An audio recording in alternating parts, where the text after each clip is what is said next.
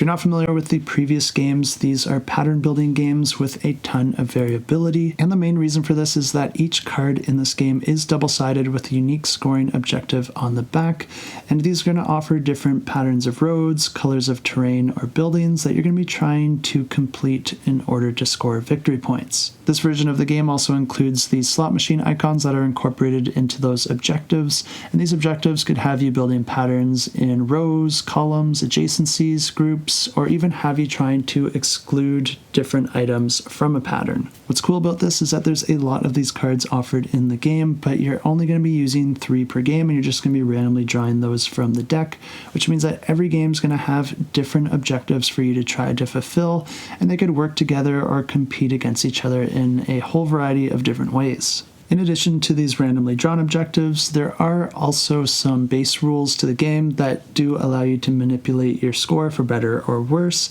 and these do persist across every game that you play. For example, you do lose a point for each of the independent roads in your final tableau, so this means that you do want to connect to the roads as much as possible as you're trying to complete your objectives. I believe you do also score points for the largest group of each color, and then a really cool addition with the Casinopolis version of this game is that you do have these slot machine icons. If you're able to get 3 matching icons in a row along a road, then that's going to be scoring you jackpots that can also grant you victory points. The way the game plays is that you're going to have those 3 randomly drawn objective cards, and then the remaining cards are going to be going into a draw pile. You're going to have a small hand of cards that you're going to be maintaining, playing a card every round into the tableau, and then drawing a new card to replace it. The nice thing about your draw pile is that you can always see which card is coming next, so although you can't play it on that turn, you can plan for it in your next turn. When you play a card into your tableau, it can either go adjacent to any card that already exists there, or instead you can play it so it overlaps existing cards. The game ends when the deck runs out, and if you want to check this one out, I do have it linked down below.